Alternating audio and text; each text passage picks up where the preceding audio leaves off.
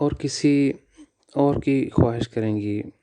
مغربی معاشرے میں عورتیں مردوں کی خاصیت ہیں، کیونکہ وہ عورتوں کو ان کی مرضی کے خلاف چھوڑ بھی نہیں سکتے۔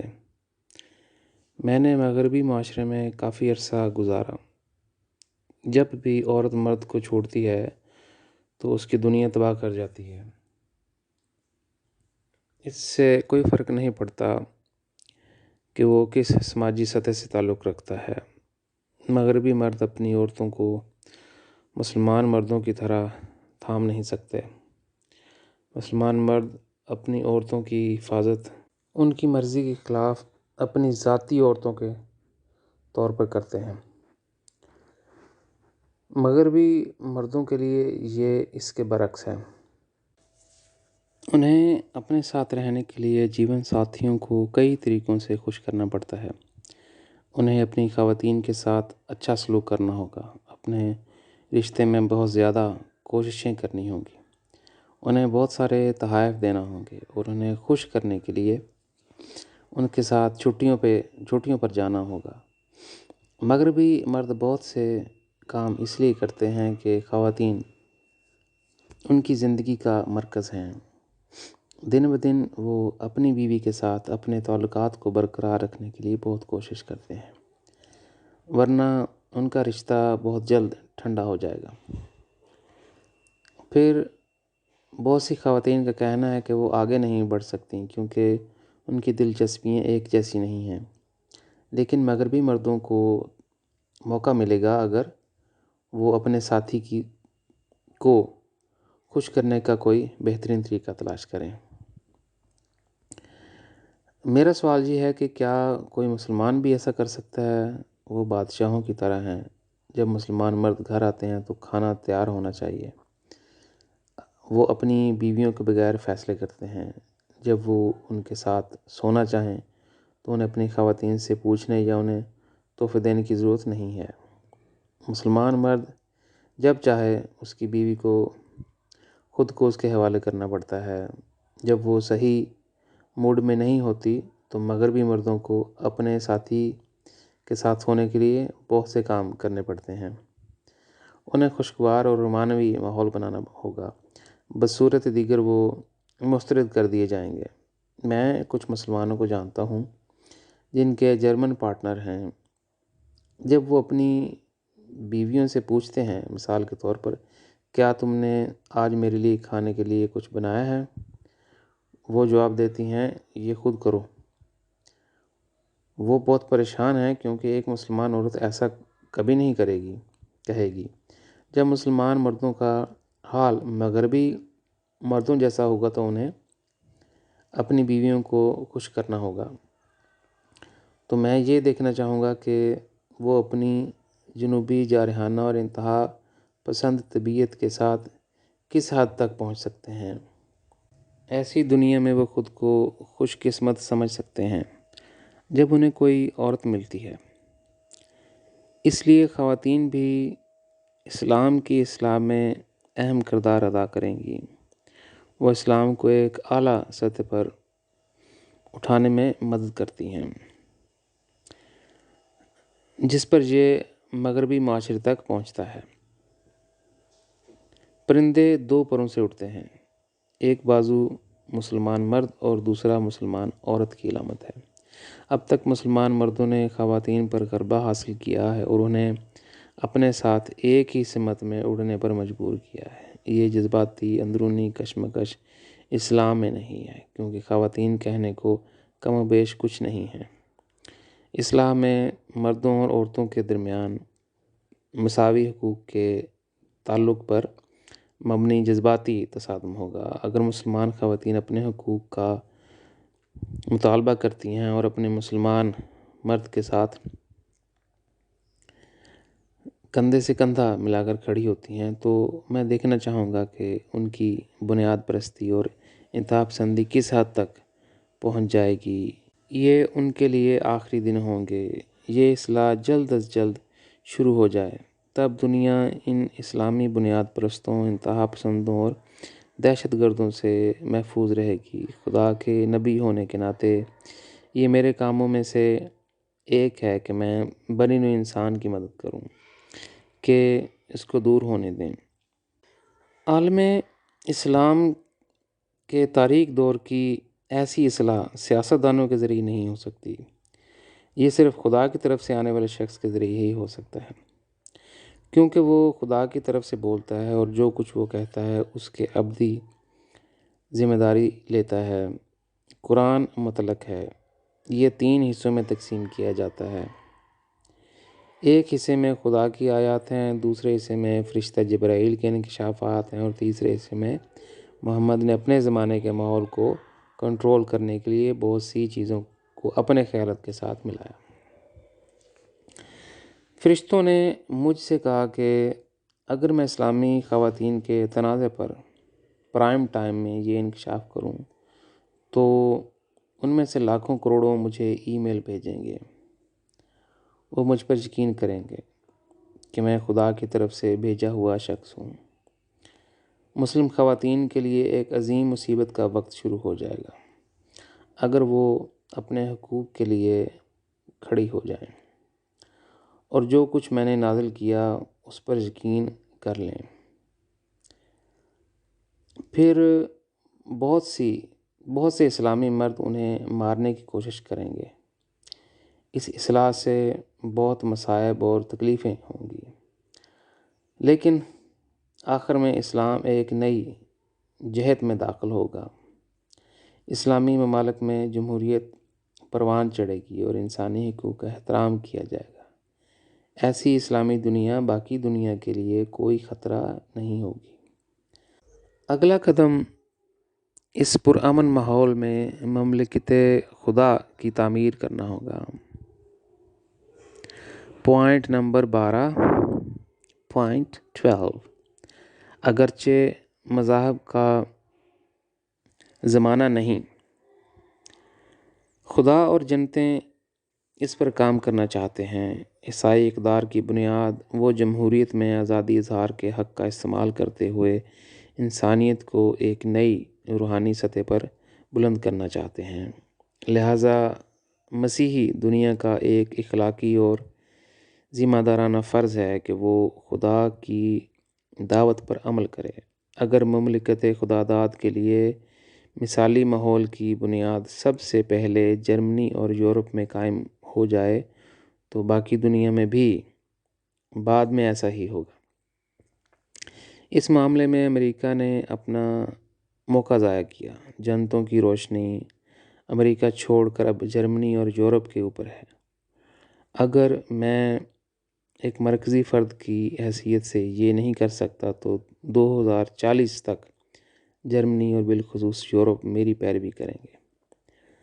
تو جنتوں کی روشنی کی یہ چمک کینیڈا منتقل ہو جائے گی۔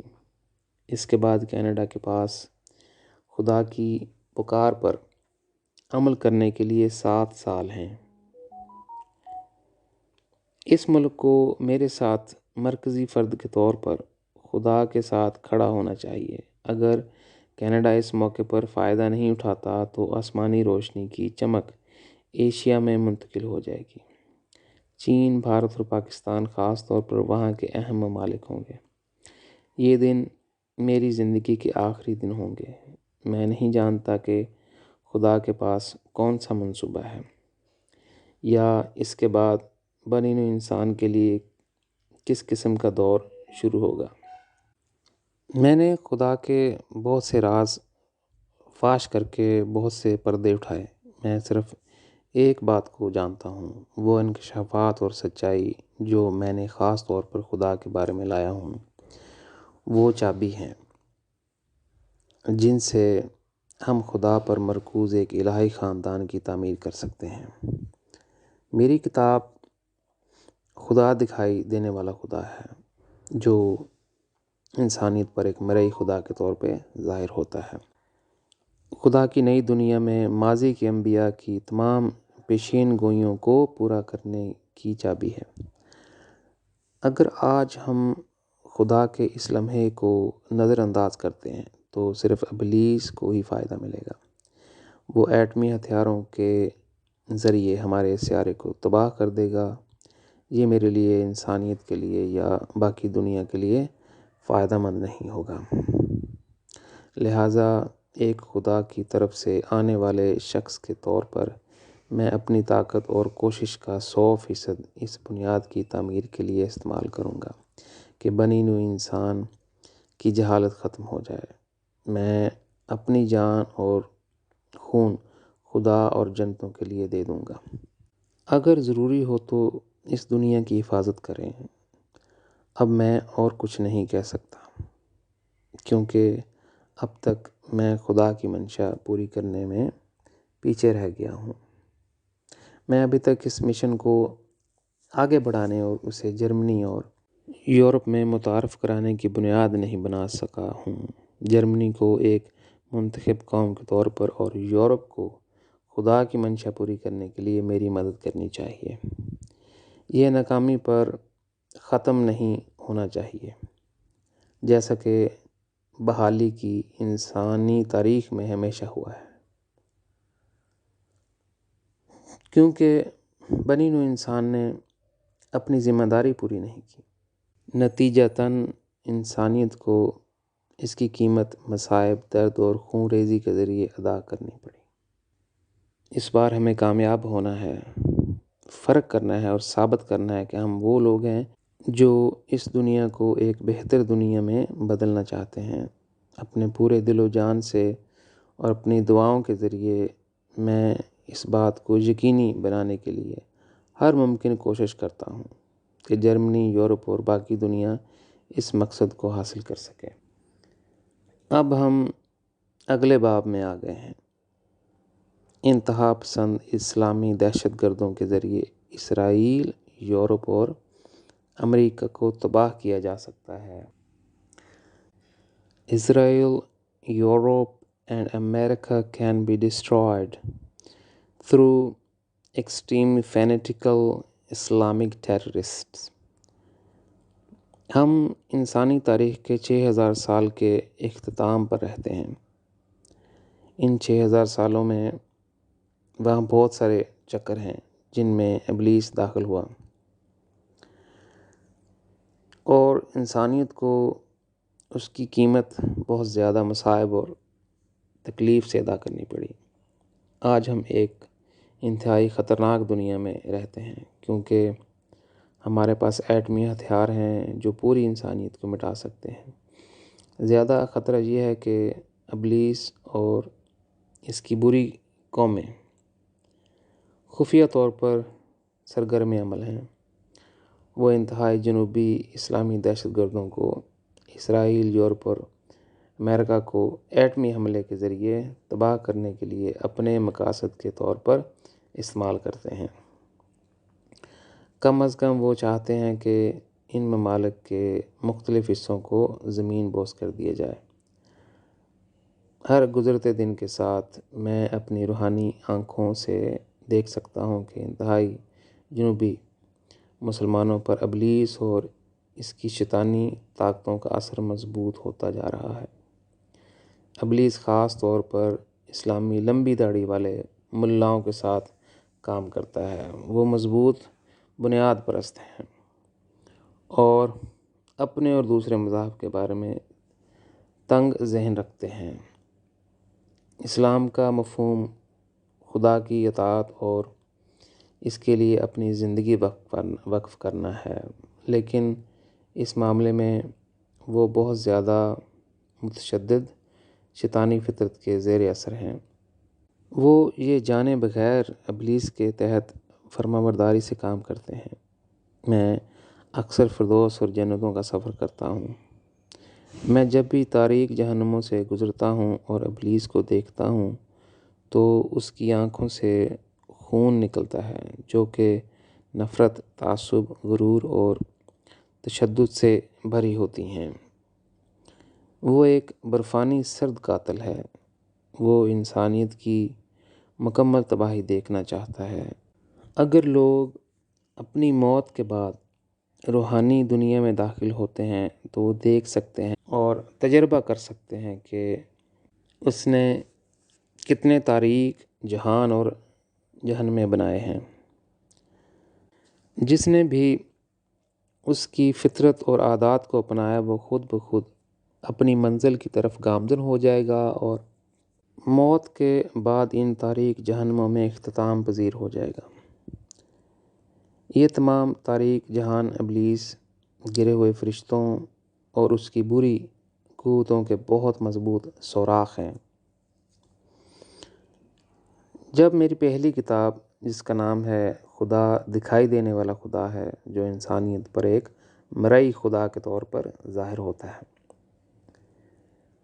سامنے آئی، بہت سے لوگوں نے مجھے شیطان کا سبجیکٹ قرار دیا، شیطان کا معروض قرار دیا۔ یہ میرے لیے نیا نہیں تھا۔ ماضی میں عیسیٰ اور بہت سے دوسرے انبیاء کو شیطان کا معروض کہا جاتا تھا۔ در حقیقت عیسیٰ نے کہا کہ اگر وہ شیطان کے لیے کام کرے گا تو بری تاریخ اپنے آپ کو دہرائے گی۔ اس نے اس مسئلے کو واضح کیا میتھیو باب 12 24 آیت 24 تا 28۔ لیکن جب فریسیوں نے یہ سنا تو انہوں نے کہا، صرف بدروحوں کے شہزادے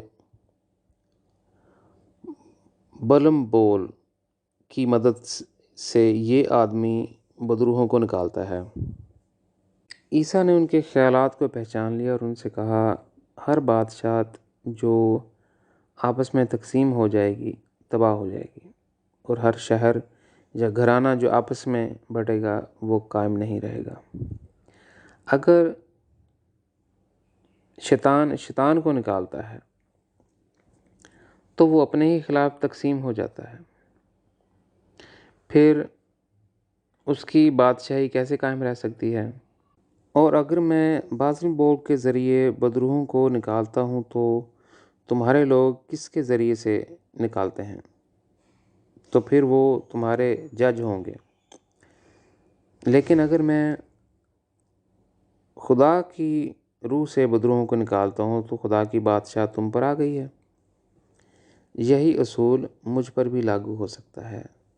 خدا نے مجھے چنا ہے اور مجھے عطا کیا ہے انکشافات جو میں نے اپنی پہلی کتاب میں لکھے ہیں۔ میں نے خدا کے وہ تمام راز بتا دیے ہیں جنہیں پوری تاریخ میں انسانیت کا کوئی نبی ظاہر نہیں کر سکا۔ بنی نوع انسان کی مستقبل کی تاریخ مجھے ان پھلوں سے پہچانے گی جو میں خدا کی طرف سے لایا ہوں۔ اس معاملے میں پریشان نہیں ہوں۔ میں اکثر اپنے آسمانی والدین کے پاس جاتا ہوں۔ وہ مجھ سے اتنی محبت کرتا ہے کہ میں اس کے دل و جان میں بھی رہتا ہوں۔ ہمارے آسمانی والدین کی کوئی جنت نہیں ہے جو مجھے سلام نہ کرے یا مجھے دیکھنا نہ چاہے۔ اگر میں کہوں کہ جنتیں میرا نام لیتی ہیں اور میرے پاؤں دھوتی ہیں تو میری قدر کا اظہار کرنا بہت کم ہوگا۔ خدا کی نظر میں میری قدر اتنی زیادہ ہے کہ انسانیت کو اسے جاننے کے لیے ابدی وقت درکار ہے۔ میرے نزدیک یہ بہت واضح معاملہ ہے، لیکن اب میں اس سے بھی زیادہ حیران کن چیز کے بارے میں بات کرنا چاہتا ہوں۔ اسلامی مذہب کا تعلق روحانی دنیا میں ابلیس سے تھا۔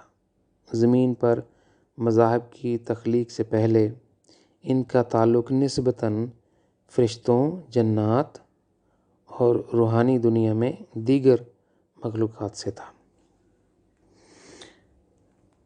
نیا باب، اسلامی مذہب کا تعلق روحانی دنیا میں ابلیس سے تھا۔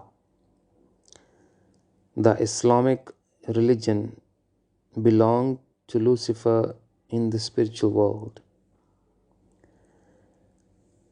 زمین پر مذہب کی تخلیق سے پہلے ان کا تعلق نسبتاً فرشتوں، جنات اور روحانی دنیا میں دیگر مخلوقات سے تھا۔ اسلامی مذہب ابلیس جو شیطان بن گیا اور جنات کی دنیا سے تعلق رکھتا ہے۔ ابلیس فرشتوں میں سے ایک تھا آج بھی مختلف مخلوقات ان اصولوں کے مطابق زندگی بسر کر رہی ہیں جن میں انہوں نے بنی نوع انسان کو متاثر کیا۔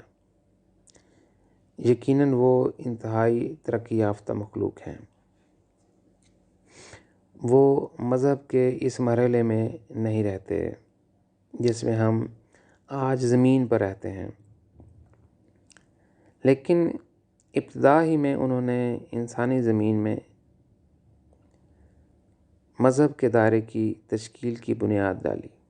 مثال کے طور پر بدھ، کنفیوشن، ابراہیم، موسیٰ، عیسیٰ یا محمد جب روحانی دنیا میں داخل ہوئے تو ان کی رہنمائی میں آئے۔ انہوں نے فیصلہ کیا کہ ان انبیاء کو کس جہان میں جانا چاہیے۔ ان کے پیروکاروں کے ساتھ بھی یہی ہوا۔ اس کا مطلب یہ ہے کہ انبیاء زمین پر اپنے پیروکاروں کے نجات دہندہ ہیں، لیکن روحانی دنیا میں وہ ان کے بارے میں فیصلہ کرنے والے نہیں ہیں۔ انبیاء خود ان ہستیوں کے اصولوں اور قوانین کے پابند ہیں جن سے وہ چنے گئے تھے۔ یہی وجہ ہے کہ یہ مخلوق بالخصوص مذہبی لوگوں کے لیے سرنگوں کے سامنے کھڑی ہے۔ وہ ان مومنوں کا فیصلہ کرتے ہیں جو ان سے تعلق رکھتے ہیں اور ان کی منزل کا فیصلہ کرتے ہیں۔ یہاں نہ عیسیٰ ہے اور نہ کوئی اور نبی۔ ان کا کوئی کام نہیں ہے۔ یہ ان لوگوں کے لیے بڑی بے بسی کی صورتحال ہے جنہیں موت کے بعد کی زندگی میں اس تصادم کا سامنا کرنا پڑتا ہے۔ میرا دل انسانیت کے لیے بہت تڑپتا ہے۔ میری دعا ہے کہ میری کتاب دنیا کے بہت سے خطوں تک پہنچ جائے اور خدا مجھے اس خفیہ سچائی کو ظاہر کرنے کے لیے مزید کتابیں لکھنے کا موقع دے جو آج تک پوشیدہ ہے۔ میرا دل انسانوں کے لیے بہت دھڑکتا ہے۔ میری دعا ہے کہ میری کتاب اس دنیا کے بہت سے حصوں تک پہنچ جائے اور خدا مجھے مزید کتابیں لکھنے کا موقع دے تاکہ وہ تمام چھپی ہوئی سچائیوں کو آشکار کر سکوں جو آج تک ظاہر نہیں ہو سکیں۔ اب میں اصل موضوع کی طرف آتا ہوں۔ بے شمار تخلیقات ہیں اور روحانی دنیا میں سردار فرشتے، اور پھر بھی ہم ان کے بارے میں بہت کم جانتے ہیں۔ اس کی وجہ ہماری روحانی نشوونما کا جم جانا ہے، کیونکہ ہم نے مسلسل ترقی نہیں کی۔ اسی لیے ہم اپنی جہالت اور تاریکی کو اپنی روح میں لے جاتے ہیں۔ اگر ہم روحانی دنیا میں داخل ہوں گے تو ہم عجیب نامعلوم جہانوں میں داخل ہوں گے اور بہت بے بس محسوس کریں گے۔ اس کے علاوہ ہمیں یہ معلوم نہیں ہوگا کہ ہماری جہالت اور تاریکی کو ختم ہونے اور ان تمام رکاوٹوں سے آزاد ہونے کے لیے خدا کی طرف سے روشنی حاصل کرنے میں کتنے ہزار یا لاکھوں سال لگیں گے۔ جیسا کہ میں یہ لکھ رہا ہوں، میرے رونگٹے کھڑے ہو جاتے ہیں کیونکہ میں جو کہتا ہوں وہ سنجیدہ ہے۔ میں صرف ایک مصنف نہیں ہوں، میں نے ہر رات ان چیزوں کا تجربہ کیا اور مشاہدہ کیا جب میں روحانی دنیا میں سفر کر رہا تھا۔ میرے دن درد غم سے بھرے ہوئے ہیں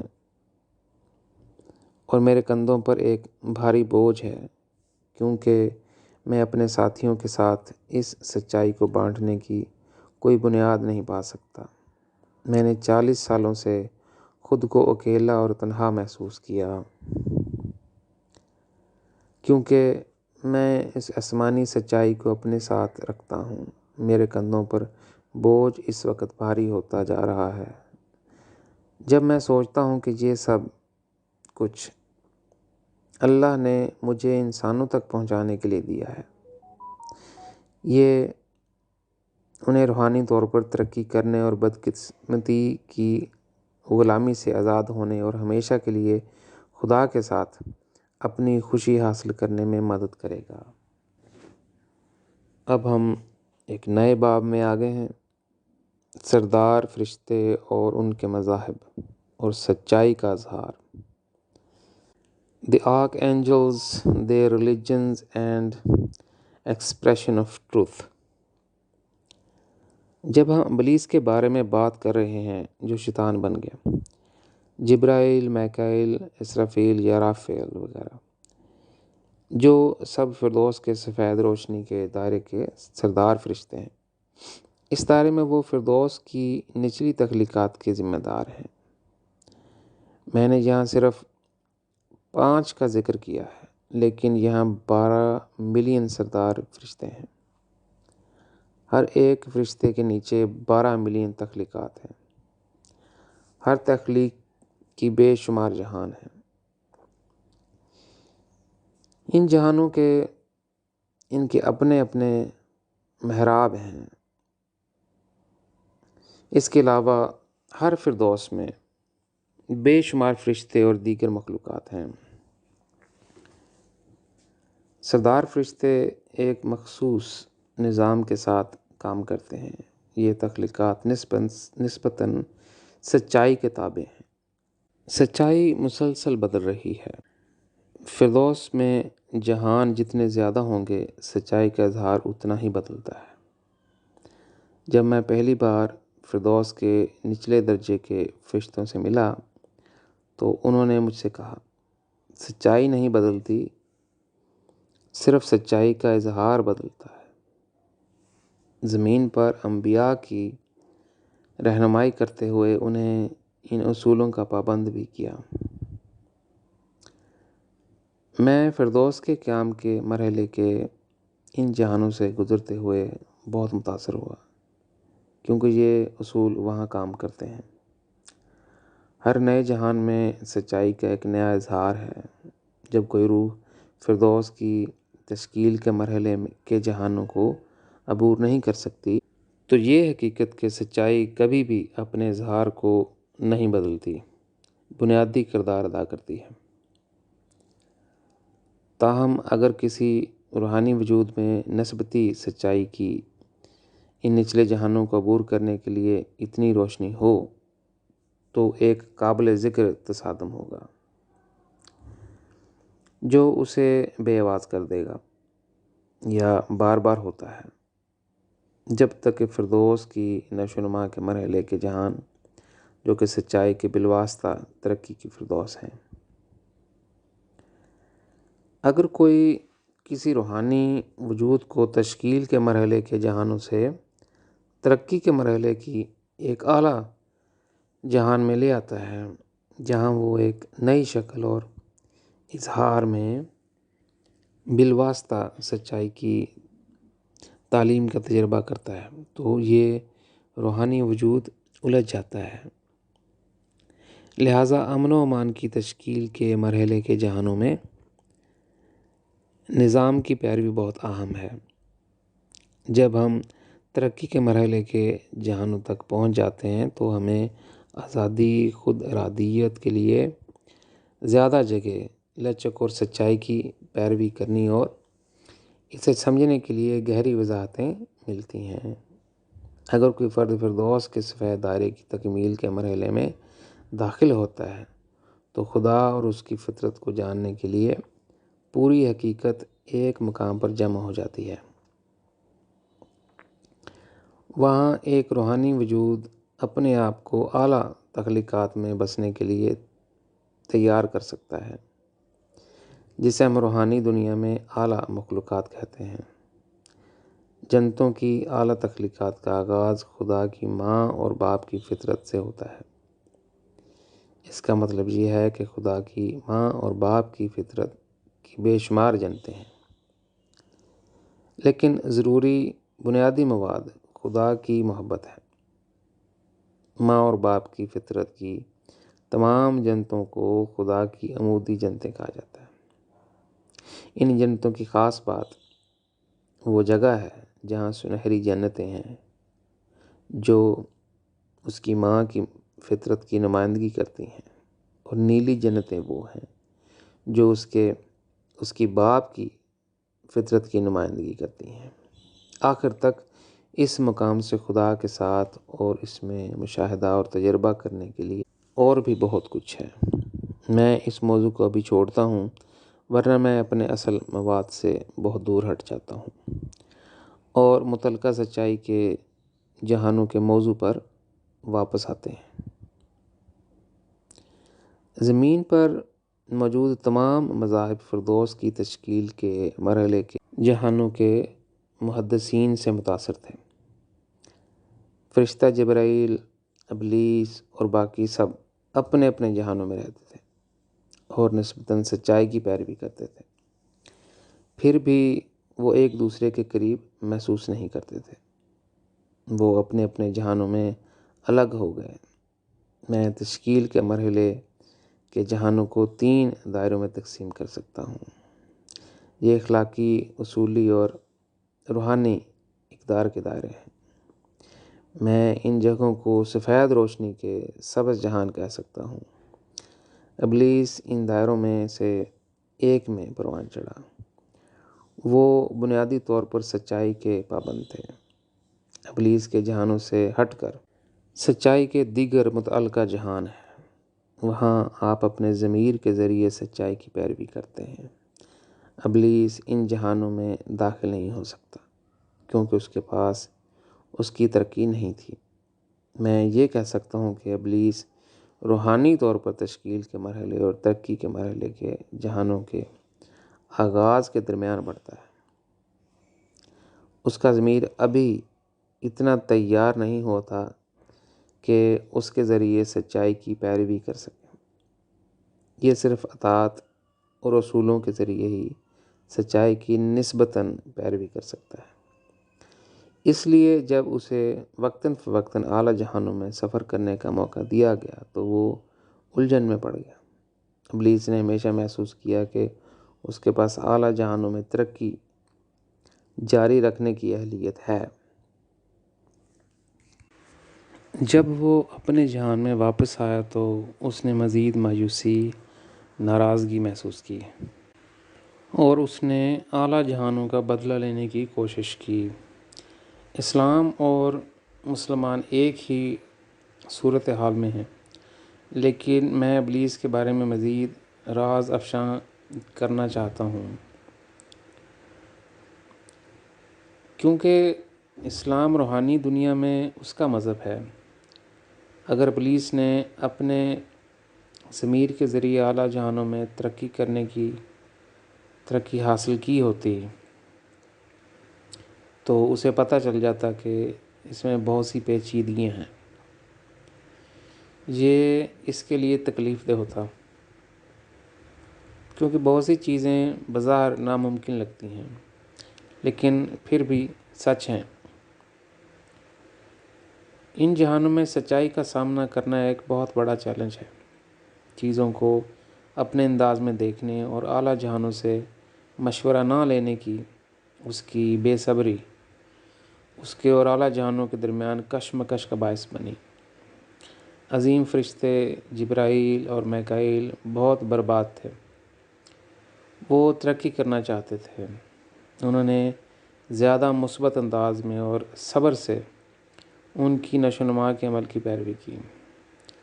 ابلیس متکبر، تنگ نظر اور مغرور ہو گیا۔ اس طرح اس نے آخر کار اپنی ہی ترقی کو روک لیا۔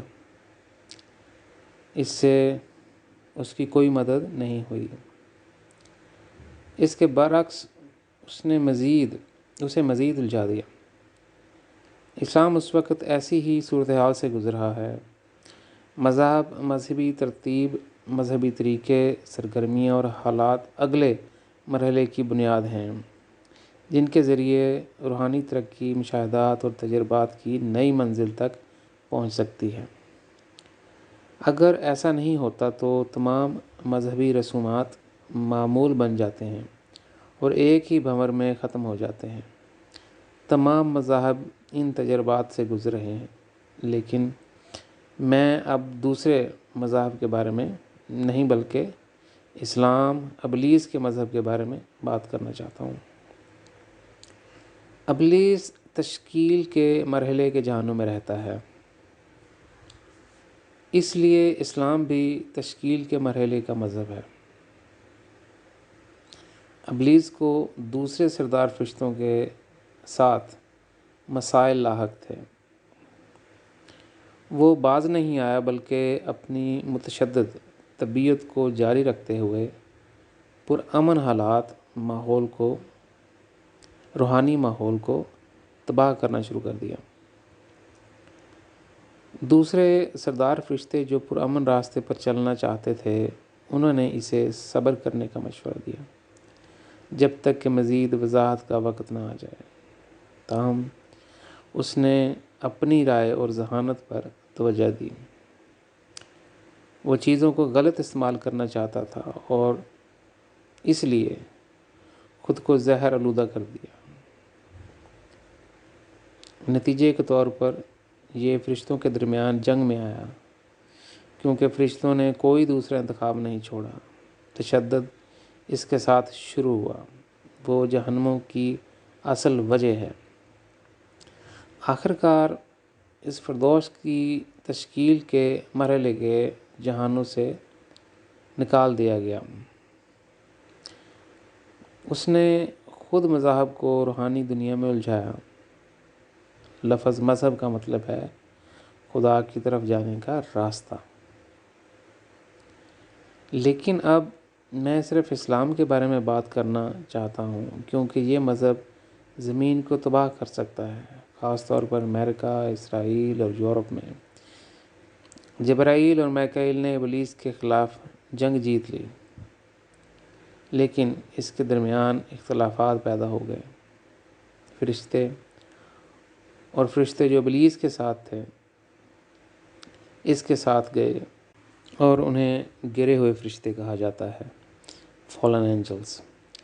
اس تقسیم نے روحانی دنیا کی دیگر مخلوقات میں بھی بڑی الجھنیں پیدا کر دیں۔ تاہم یہ کہانی کا اختتام نہیں تھا۔ ابلیس کا بنی نوع انسان اور خاص کر روئے زمین پر مسلمانوں پر بہت بڑا اثر ہے۔ ایسا کیوں ہے؟ ابلیس جنت کی فردوس کی تشکیل کے مرحلے کے جہانوں میں انسانوں کا استاد تھا۔ نہ صرف فرشتے بلکہ زیادہ تر انسانی روحانی مخلوق بھی ابلیس کے ساتھ گرے، کیونکہ اس نے انہیں بڑھنے میں مدد کی۔ خدا نے ظاہری کائنات کو انسانوں کے لیے ابلیس کے اثر سے بچانے کے لیے بنایا ہے۔ اگر وہ جسمانی یعنی ظاہری جسم کے ساتھ پیدا ہوئے ہوتے تو وہ اپنی یادداشت کھو دیں گے اور دوبارہ شروع کر سکتے ہیں۔ یہ حیران کن ہے کہ ابلیس زمین پر اور ظاہری کائنات کے دوسرے سیاروں پر انسانوں کے زوال کا ذمہ دار بھی ہے۔ یہ کیسے ہوا؟ خدا چاہتا تھا کہ آدم کا خاندان اس پر مرکوز مثالی خاندان کی بنیاد رکھے۔ اس مثالی خاندان سے ایک مثالی معاشرہ، ایک مثالی قوم اور آخر میں مثالی دنیا تعمیر ہونی چاہیے، جس کا مرکز خدا پر ہو۔ ابلیس نے اس خاندان پر حملہ کی اور جیسے جیسے وقت گزرتا گیا، سماج، قوم اور پوری دنیا، یہ دردناک حقیقت مذہبی کتابوں میں بھی درج ہے۔ وہاں لکھا ہے کہ ابلیس اس دنیا کا مالک ہے۔ جب جنتیں کہتی ہیں کہ ابلیس اس دنیا کا مالک ہے تو ایک بات بالکل واضح ہے۔ ابلیس جہنموں اور تاریک جہانوں میں اپنی منزل کا تعین کرنے کے لیے انسانی ارواح میں بہت زیادہ تاریکی پیدا کرتا ہے۔ وہ وہاں اکیلا نہیں رہنا چاہتا۔ ابلیس روحانی دنیا میں تمام مذاہب میں گھس نہیں سکتا، کیونکہ وہ اس کی پہنچ سے باہر ہیں۔ ایک بار جب وہ زمین پر متاثر ہوئے، ابلیس نے ان سب پر حملہ کیا یہی کڑوا سچ ہے، لیکن اب بھی اس دنیا میں حبیل نما اور قابیل جیسے مذاہب موجود ہیں۔ قائن یعنی قابیل جیسے مذاہب اور قائن قابیل جیسے لوگ جو زمین کو تباہ کرنا چاہتے ہیں اور ابلیس کے لیے بہتر بنیاد ہیں۔ وہ دن رات ان کے دماغ اور جسم پر اثر انداز ہو کر ان کی رہنمائی کرتا ہے۔ اسلام اور اس کے پیروکار ابلیس کی فہرست میں سب سے اوپر۔ وہ ابلیس سے بہت متاثر ہوئے اور اس کا شکار ہو گئے۔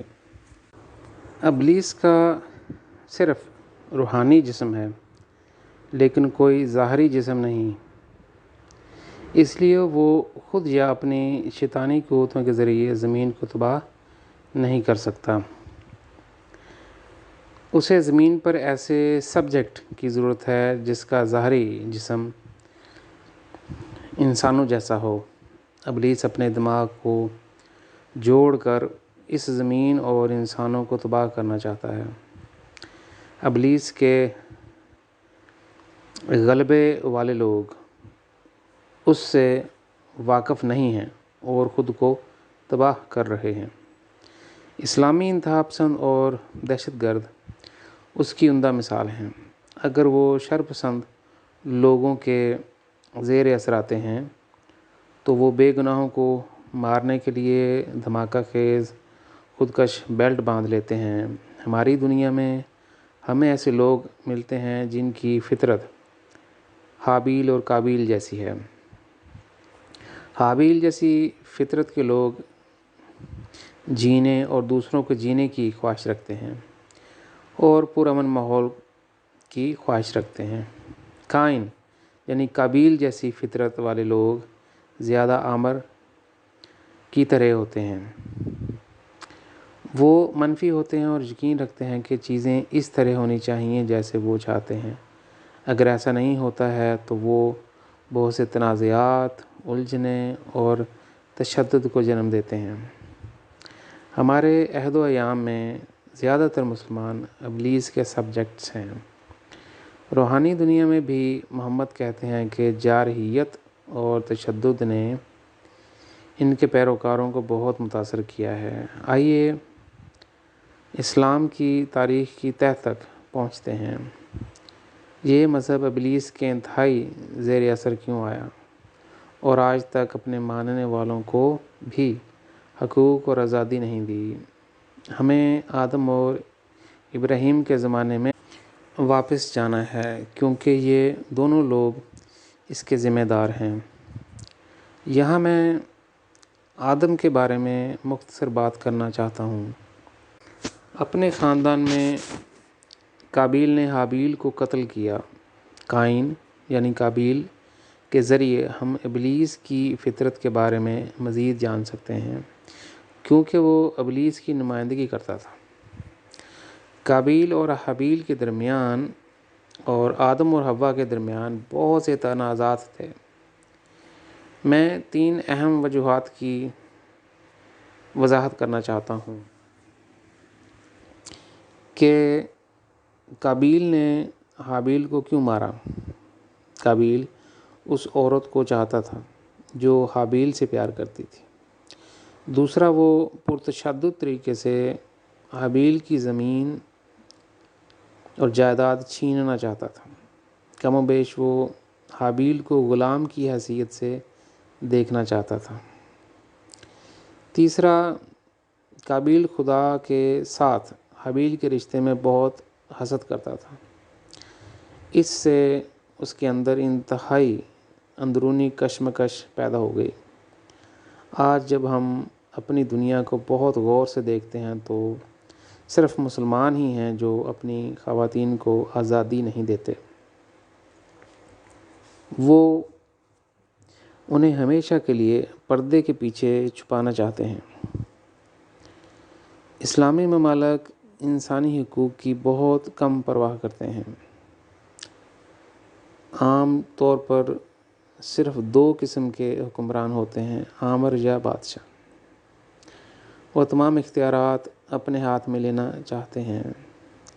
اس مقام پر آئیے ابراہیم کے خاندان کے بارے میں مزید تفصیل میں جائیں جو وہاں رہتا تھا۔ زمین پر آدم کے 2000 سال بعد ابراہیم کے ذریعے آپ اسلام کی تاریخ کے بارے میں مزید معلومات حاصل کر سکتے ہیں۔ خدا نے سارہ کو برکت دینے کا وعدہ کیا۔ اس کے باوجود سارہ بہت بے صبری تھی اور اپنی لونڈی ہاجرہ کے ذریعے بچہ پیدا کرنا چاہتی تھی۔ اس عمل نے ابلیس کو ابراہیم کے خاندان پر حملہ کرنے کی اجازت دی۔ یہ قابیل جیسی دنیا کا آغاز تھا۔ ابراہیم مرکزی شخصیت تھا، اس کے پاس مسترد کرنے کا اختیار تھا، مگر جب سارہ نے اسے ہاجرہ کی پیشکش کی تو وہ خود بھی اس کے ساتھ بستر بانٹنا چاہتا تھا کیونکہ وہ بہت خوبصورت تھی۔ چنانچہ اسماعیل پیدا ہوا۔ مجھے یہ کہنا پڑے گا کہ سارہ اور ہاجرہ کے درمیان تنازع اور اختلافات میں ابراہیم نے اس میں بڑا کردار ادا کیا۔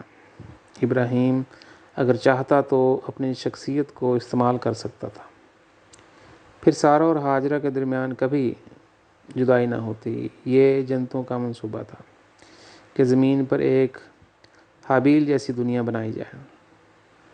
یہ ابراہیم کے خاندان سے شروع ہوگا۔ سارہ کی خون کی لکیر کے ذریعے بعد میں منتخب قوم ابھری۔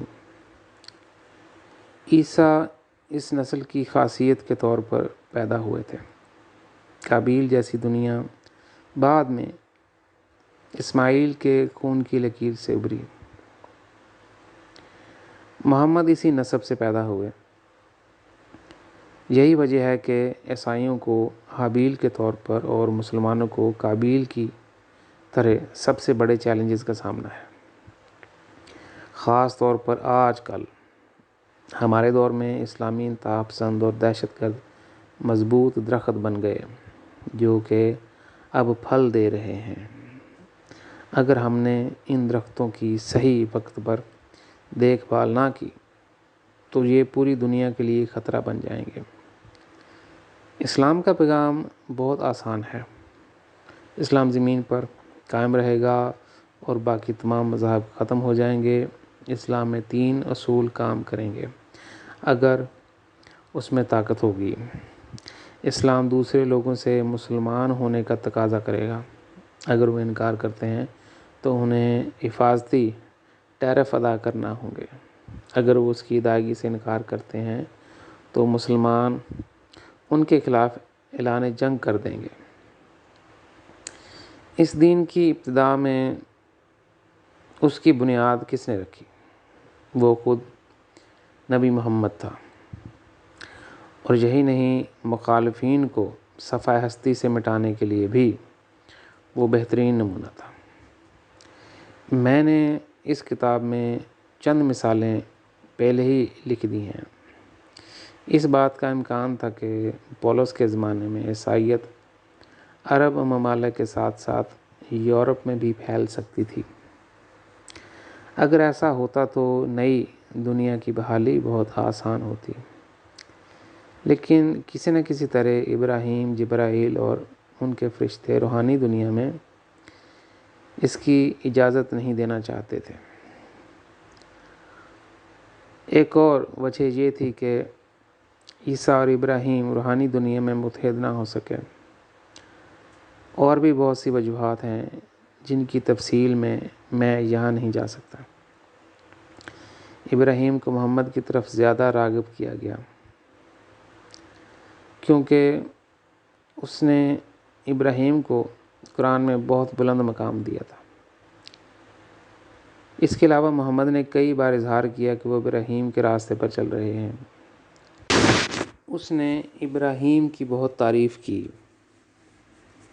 دوسری طرف عیسیٰ نے نہ صرف یہ کہہ کر دوسرے انبیاء کو پیچھے دھکیل دیا کہ وہ سلیمان سے زیادہ اہم ہے، بلکہ اس پر تنقید بھی کی۔ اس نے کہا کہ وہ موسیٰ، داؤد اور دیگر انبیاء جیسے برگزیدہ لوگوں کے مقابلے میں خدا سے شکایت نہیں کرے گا۔ عیسیٰ نے بنی اسرائیل کو اعلان کیا بائبل کا مضمون یوحنا باب نمبر 5 آیت 45۔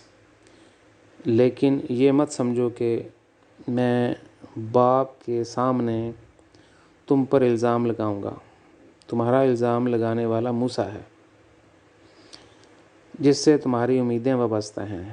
یہی وجہ ہے کہ موسیٰ عیسیٰ سے دوری محسوس کرتے ہیں، لیکن محمد سے قربت محسوس کرتے ہیں۔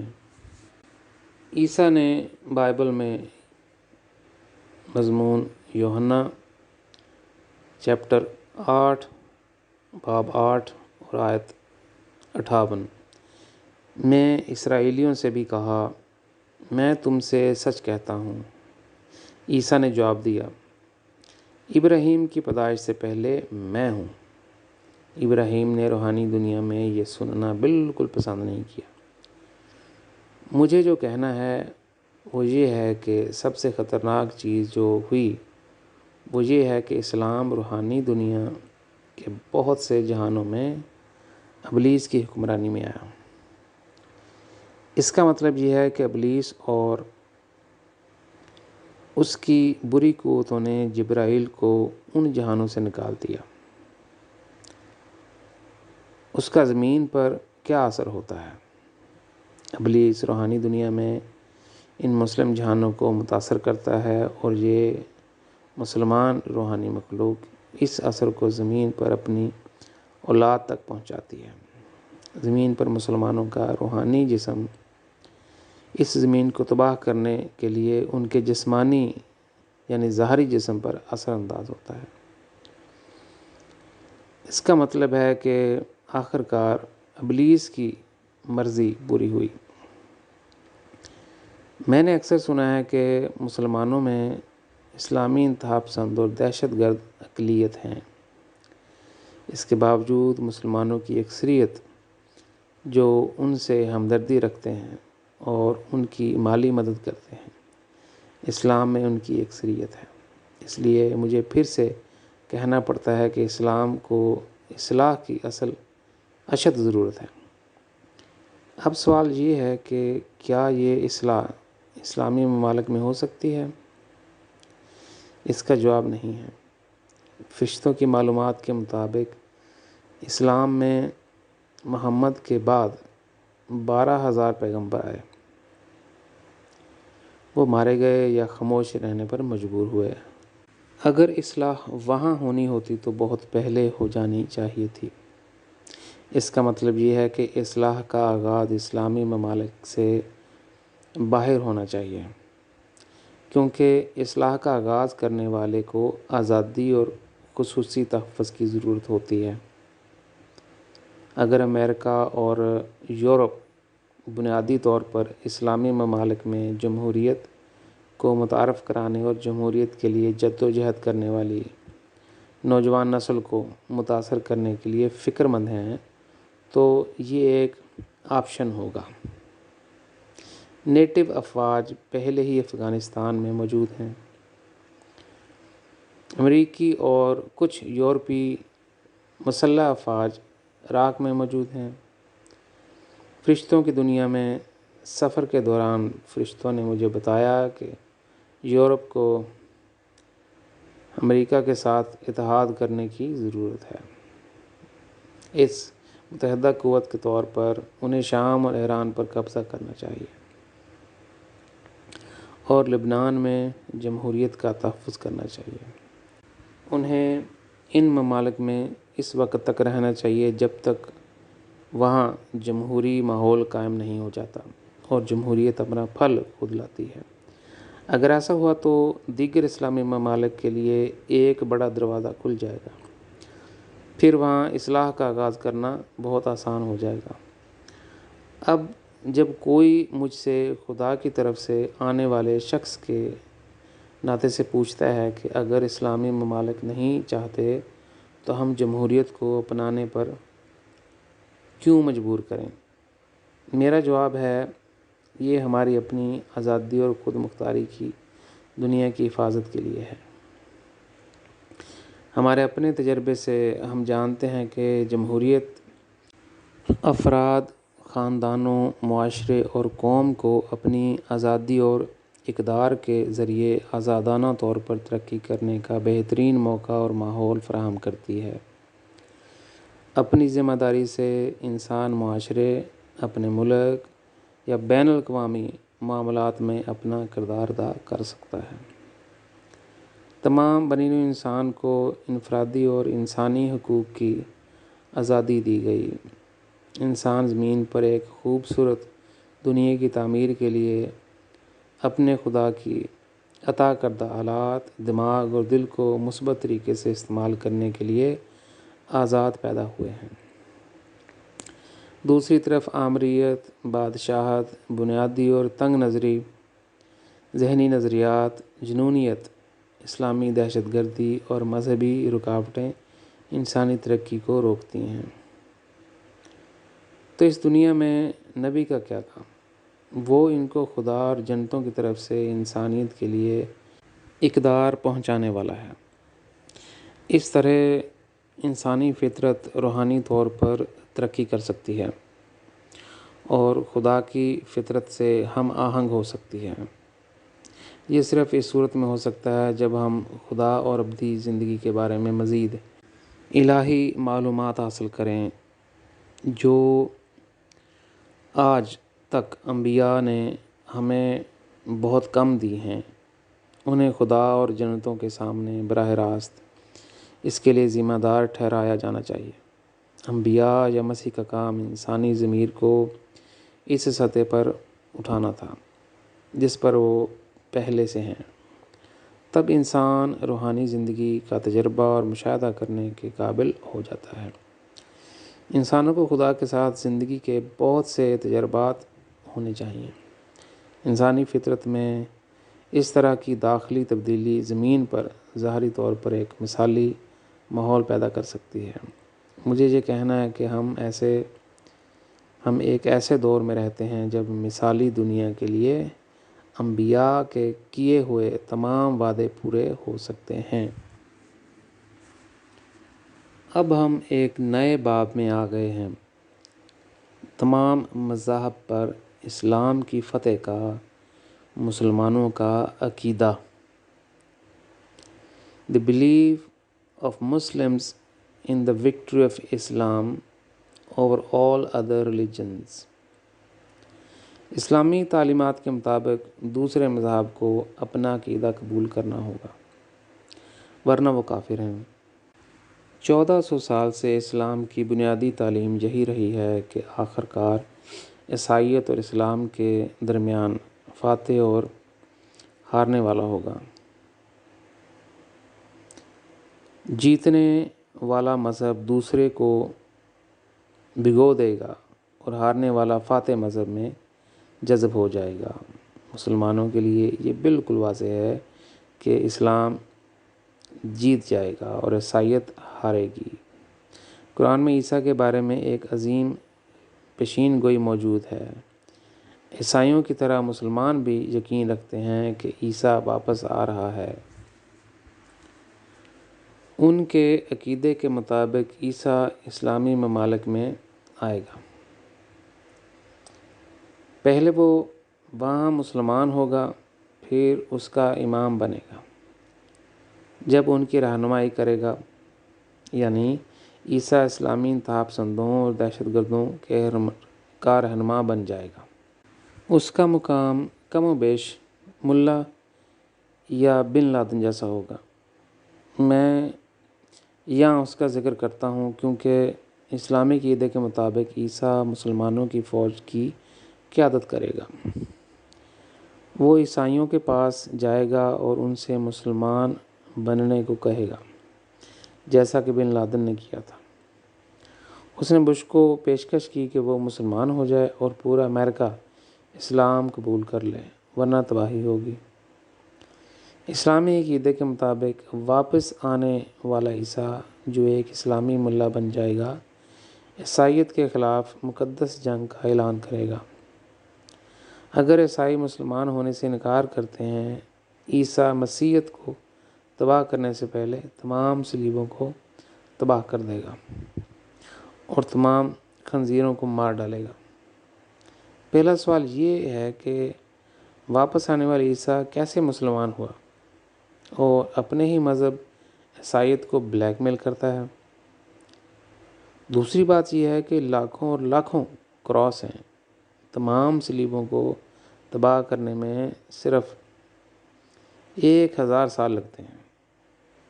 عیسائی اپنے صلیب کو تباہ کرنے کی اجازت نہیں دیں گے، خاص طور پہ گرجا گھروں میں، کیونکہ وہ عیسائیت کی علامت ہیں۔ عیسائیوں کے لیے یہ یقین کرنا ناممکن ہوگا کہ وہ واپس آنے والا عیسیٰ ہے۔ تیسرا، ایسا لگتا ہے کہ واپس آنے والے عیسیٰ کے لیے ایک پیشہ ور قصاب کی طرح تمام خنزیروں کو مارنا ناممکن ہے۔ عیسائیوں کے لیے خنزیر بہت مفید جانور ہیں، جن کے گوشت سے وہ روایتی طور پر سنیچلز بناتے ہیں۔ وہ عیسیٰ کو اجازت نہیں دیں گے تمام خنزیروں کو مارنے کے لیے، خاص طور پر وہ جو خنزیروں کو پالتے اور زندہ رہتے ہیں۔ میں نے مسلمانوں سے کہا، عیسیٰ کو عیسائیت کے خلاف مقدس جنگ کا اعلان کرنے کی ضرورت نہیں ہے۔ جس لمحے وہ صلیبوں کو تباہ کرنا اور ان کے خنزیروں کو مارنا شروع کر دیتا ہے، وہ خود کو عیسائیت کے ساتھ مقدس جنگ میں پالے گا۔ آئیے اسے اس طرح دیکھتے ہیں، ناممکن ممکن ہو گیا۔ عیسیٰ نے تمام صلیبوں کو تباہ کر دیا، تمام خنزیروں کو مار ڈالا، اور اپنے معجزات کی طاقت سے وہ تمام عیسائیوں کو مسلمان بنانے میں کامیاب ہو گیا۔ خدا کے نبی ہونے کے ناطے میں تصور کر سکتا ہوں کہ یہ دنیا کیسی ہوگی جس میں اسلام کی حکومت ہے۔ یہ دنیا افغانستان میں طالبان کی دنیا سے مشابہت رکھتی ہے، جہاں آپ کو سڑک پر ایک بھی عورت نہیں ملے گی۔ ایمرجنسی کے اس وقت میں دنیا خوف میں جیے گی، کیونکہ طالبان قتل کرنے والی مشینوں کی طرح ہوں گے۔ وہاں آزادی کا کوئی تصور نہیں ہوگا۔ ایسی دنیا میں آپ انسانی حقوق کا جواب بھی نہیں دیکھ سکتے۔ تمام خواتین کو پردہ کرنا ہے اور گھر میں بند ہیں۔ تمام طاقتور رہنما خمینی، بن لادن یا ملا عمر جیسے ہوں گے۔ وہ سب لمبی داڑھی رکھیں گے جو گھٹنوں تک نیچے جاتی ہیں۔ یہ مسلمانوں کا عقیدہ ہے جو اہل سنت سے تعلق رکھتے ہیں۔ ان کا عقیدہ محمد سے منسوب ہے۔ مسلمانوں کا ایک اور گروہ ہے جسے شیعہ کہتے ہیں۔ ان کا عقیدہ محمد کے کزن علی سے منسوب ہے۔ عیسیٰ کی واپسی کے بارے میں شیعوں کی پیشین گوئی اس سے بھی زیادہ خوفناک ہے۔ میں نہیں چاہتا کہ عیسائی گھبرائیں، اس لیے میں اس پیشین گوئی میں نہیں جاؤں گا۔ میں صرف اس بات کا ذکر کرتا ہوں کہ عیسیٰ کی واپسی کے بارے میں یہ پیشین گوئی تمام بنی نوع انسان کے لیے بدترین خواب ہو سکتی ہے۔ عیسیٰ نے مجھے روحانی دنیا میں بتایا کہ وہ صرف وہی نہیں تھا جو بولتا تھا۔ اس کی واپسی کے بارے میں بدھ، کرسچن اور محمد نے بھی اپنے پیروکاروں سے کہا کہ وہ واپس آ جائے گا۔ اس کا مطلب یہ ہے کہ اپنی زندگی کے دوران وہ زمین پر ایک نئی دنیا بنانے کے اپنے مشن کو پورا کرنے سے قاصر تھے۔ ان کے بیانات کو علامتی طور پر سمجھا جائے۔ پیغام یہ تھا کہ جب خدا زمین پر ایک نئے مرکزی شخص کا انتخاب کرتا ہے تو وہ روحانی مخلوق کے طور پر واپس آتے ہیں۔ وہ ایک نئی دنیا کی پیشین گوئی کو پورا کرنے میں نئے مرکزی شخص کی مدد کریں گے۔ پوری کہانی کو مختصر کرنے کے لیے میں خدا کی عطا میں نیا مرکزی فرد ہوں، اور یہ تمام انبیاء خدا کی منشا کو پورا کرنے میں میری مدد کرتے ہیں۔ اب ہم نئے باب میں آ گئے ہیں۔ افغانستان میں جنگ، دی وار ان افغانستان۔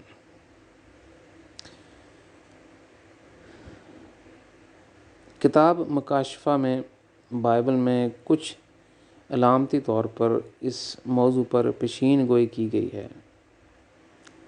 افغانستان کے لوگ اصل میں یہودی تھے۔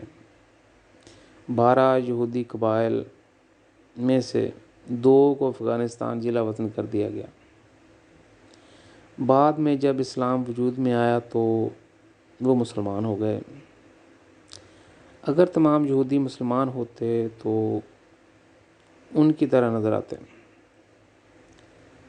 اور پھر بھی وہ دونوں قبائل عام مسلمانوں سے بہت مختلف ہیں۔ بائبل میں اس باب کی ایک پیشین گوئی پہلے ہی پوری ہو چکی ہے، جس میں کہا گیا ہے، میں اسرائیل کے پہاڑ پر برائی لاؤں گا اور تم گھٹنوں کے بل گرائے جاؤ گے۔ یہ وہ جنگ تھی جو افغانستان نے کمیونسٹ روس کے خلاف لڑی تھی۔ افغانستان نے اس جنگ میں اہم کردار ادا کیا۔ اس نے گوریلا جنگ میں روس کو شکست دی۔ امریکہ نے بھی یہاں کلیدی کردار ادا کیا۔ اس نے پاکستان کے ذریعے افغانستان کو اسلحہ پہنچا کر مدد کی۔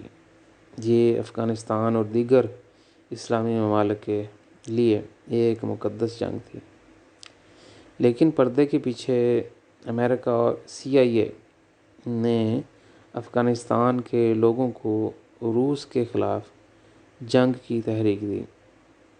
اس کے علاوہ بن لادن ان کا بہترین آدمی تھا۔ اس نے ان سے ہتھیار حاصل کیے اور سابق سوویت یونین کے خلاف لڑا۔ اس وقت پاکستان، عرب اور افریقہ کے مسلمان اس مقدس جنگ میں شامل ہوئے۔ خدا کے نبی کے طور پر مجھے دنیا کو بتانا ہے کہ محمد نے سوویت یونین پر فتح حاصل کرنے کے لیے بن لادن کے ساتھ خفیہ طور پر کام کیا۔ روس پر فتح کے ساتھ ہی امریکہ نے افغانستان میں دلچسپی کھو دی اور بغیر کسی مدد کے ملک چھوڑ دیا۔ اس کی بجائے امریکہ اور یورپ کو اس کا ساتھ دینا چاہیے تھا تاکہ وہاں جمہوریت قائم ہو۔ ہم جانتے ہیں کہ امریکہ کی خود غرض سیاست نے اس پر تمام دنیا کے الزامات اور نفرت کو جنم دیا۔ خدا امریکہ پہ رحم کرے۔ اس تناظر میں امریکہ کو ایک منصفانہ کردار ادا کرنا چاہیے۔ اس زمین کے لیے پرامن ماحول پیدا کرنا۔ ایسا لگتا ہے کہ امریکہ نے جب بھی اس دنیا میں کوئی کردار ادا کیا، اس کی بنیادی وجہ اس کے اپنے مفادات اور خود غرضی تھی۔ اس لیے زوال کا آغاز ہو چکا ہے۔ امریکہ میں جرائم کی شرح بہت زیادہ ہے اور اخلاقیات گر رہی ہے۔ خدا کی روح امریکہ کے ساتھ کام نہیں کر سکتی اگر وہ اس کے نام پر منصفانہ کردار ادا نہیں کرتے ہیں۔ اس کے نتیجے میں دنیا بھر میں بہت سے لوگ امریکہ کو حقیر سمجھتے ہیں۔ لہٰذا اب وقت آ گیا ہے کہ اس ملک پر دوبارہ غور کیا جائے کہ وہ پوری دنیا میں خدا کے نزدیک امن و استحکام پیدا کرے۔ بدقسمتی سے یہ ناقابل بیان آفت 11 ستمبر 2001 کو امریکہ پر پڑی۔ تبھی امریکہ بیدار ہوا اور یورپ کے ساتھ شراکت دار بن کر افغانستان چلا گیا۔ در حقیقت آسمانی منصوبہ یہ تھا کہ نیٹو اور امریکہ کی مسلح افواج اس وقت تک موجود رہیں جب تک اس ملک میں جمہوریت کا درخت پھل نہیں دیتا۔ اسی وقت آسمان چاہتا تھا کہ نیٹو افواج عراق کے خلاف جنگ میں امریکہ کے ساتھ کندھے سے کندھا ملا کر لڑیں۔ صدر بش کا تنہا عراق پر حملہ کرنے کا فیصلہ ایک ذاتی غلطی تھی اور اس نے بہت زیادہ تکلیفیں اٹھائیں۔ آسمان عراق پر قبضہ کرنے کے لیے بش کے مذہبی اور ذاتی محرکات کو استعمال کرنے میں کامیاب ہوا۔ تیل نے بھی یہاں ایک کردار ادا کیا۔ دنیا بھر میں یہ کہا جا رہا ہے کہ صدام حسین کے پاس ایٹم بم اور دیگر جوہری مواد نہیں ہے کیونکہ وہاں سے کچھ نہیں ملا۔ خدا کے بندے کے طور پر میں کہتا ہوں کہ صدام حسین براہ راست ابلیس کا ایک سبجیکٹ تھا۔ وہ خود کسی ایٹم بم سے زیادہ خطرناک تھا۔ اگر وہ ایٹم بم بنانے کے قابل ہوتا تو وہ بناتا اور یہ ایٹم بم اسرائیل یا کسی اور پڑوسی ملک پر گرا دیتا۔ اپنے ہی ملک کو گیس بموں سے زہر آلودہ کرنے والے صدام حسین نے ایران کے خلاف جنگ میں گیس بم بھی گرائے۔ اس پر امریکہ نے اس مجرمانہ حملے کا الزام لگایا تھا اور وہ سچ ہے، لیکن یہاں سوال یہ پیدا ہوتا ہے کہ اسے اتنے خطرناک ہتھیار کس نے دیے؟ ہو سکتا ہے اس دنیا میں ہم سیاسی سطح پر ایک دوسرے پر الزام لگا سکتے ہیں۔ اگر وہ روحانی دنیا میں آتے ہیں تو ہمیں پتہ چلے گا کہ خدا کا روحانی قانون کس قوم کو معاف نہیں کرتا۔ جب اس نے غیر منصفانہ کردار ادا کیا اور برے مقاصد کی پیروی کی، اس سے کوئی فرق نہیں پڑتا کہ یہ کون سا ملک ہے۔ اب میں بن لادن کے موضوع کی طرف لوٹتا ہوں۔ کبھی کبھی آسمانی اور بری قوتیں وہی جذبہ استعمال کرتی ہیں جس میں اچھے اور برے عناصر ہوتے ہیں۔ ہر کوئی اس شخص کو اپنی طرف کھینچنے کی کوشش کرتا ہے۔ محمد نے روس کے خلاف لڑائی اور فتح میں بن لادن کو اچھے پہلو کے لیے استعمال کیا، لیکن بن لادن کا محرک بنیاد پرستی اور انتہا پسندی کو عالم اسلام میں لانا تھا۔ وہ دوسرے ممالک کو اپنا یرغمال بنانا چاہتا تھا اور انہیں مسلمان ہونے پر مجبور کرنا چاہتا تھا۔ یہی وجہ ہے کہ محمد نے اس سے منہ موڑ لیا اور بن لادن ابلیس کا شکار ہو گیا۔ مثال کے طور پر عیسیٰ فرشتہ جبرائیل، اس کے فرشتوں ابراہیم اور محمد نے کمیونسٹ نظریے کو توڑنے اور دیوار برلن کو گرانے میں اہم کردار ادا کیا۔ اس مقصد کے لیے ان کا اتحاد تھا۔ ابراہیم اور محمد نے 72 سال بعد کمیونزم کو ختم کرنے کے لیے بہت محنت کی۔ اس کے باوجود پردے کے پیچھے عیسیٰ نے روس کے کمیونسٹ نظریات کے خلاف متاثر کن رونالڈ ریگن کے اہم کردار ادا کیا۔ کیونکہ روس اس وقت مشرق وسطیٰ میں ایک اہم کردار ادا کر رہا ہے، میں نے دیکھا کہ 3 لوگ مرنے پر ایک غیر جانبدار دنیا میں چلے جاتے ہیں۔ رونالڈ ریگن ان میں سے ایک ہے۔ جب وہ مر گیا تو اسے اپنی ذاتی غلطیوں کی وجہ سے نچلے جہان میں جانا چاہیے، لیکن کمیونزم کے خلاف لڑنے کی وجہ سے فرشتہ دنیا نے اسے معاف کر دیا۔ انہوں نے اسے ایک اچھے جہان میں داخل ہونے دیا جسے نیوٹرل ڈائمنشن کہتے ہیں۔ دوسرا شخص ہیلمٹ کوہل تھا۔ اپنی موت کے بعد وہ رونالڈ ریگن جیسی دنیا میں جائے گا۔ تیسرا شخص میخائیل گورباچوف ہے۔ اسے اپنے اعمال کی بنیاد پر ایک اچھے درمیانی جہان میں بھی داخل ہونا چاہیے۔ پھر بھی میں نے اس کی روح میں ایک متعلقہ تاریکی دیکھی جب وہ زمین پر رہتا ہے۔ میں بہت حیران ہوا۔ فرشتوں نے مجھے بتایا کہ اس نے امریکہ اور یورپ کے ساتھ اتحاد کرنے پر توبہ کی اور معافی مانگی۔ اب وہ چیزوں کو زیادہ روسی نقطہ نظر سے دیکھ رہا ہے، اور اس لیے فرشتے فیصلہ کریں گے کہ وہ اپنی موت کے بعد کس جہان میں پہنچتا ہے۔ اب وہ اپنے ماضی کے مختلف فیصلوں پر پچھتاتا ہے اور معافی مانگتا ہے، حالانکہ وہ اس وقت بہت متاثر تھا۔ اسے رونالڈ ریگن اور ہیلمٹ کول کے ساتھ اعتماد اور جذباتی بنیاد ملی، اس لیے اس نے اس سے دوستی کی۔ اس کے اعمال سے بنی نوع انسان کو بہت فائدہ ہوا۔ مجھے امید ہے کہ آخر میں وہ اب بھی ایک اچھے جہان میں داخل ہوگا، جہاں وہ سچائی کی روشنی میں ترقی کر سکتا ہے۔ اب میں بن لادن کے بارے میں کچھ لکھنا چاہوں گا، کیونکہ محمد نے اس کے ساتھ کام کیا۔ اگر بن لادن سوویت یونین کے خلاف لڑتے ہوئے مر جاتا تو اس کی روح کے لیے اچھا ہوتا۔ امریکہ اور یورپ کے خلاف مقدس جنگ کا اعلان کرنے کے بعد اس نے 11 ستمبر 2001 کی تباہی کو جنم دیا۔ میں نے اس کی روح میں امریکہ، اسرائیل اور عیسائی یورپی ممالک کے خلاف کافی ناراضگی دیکھی۔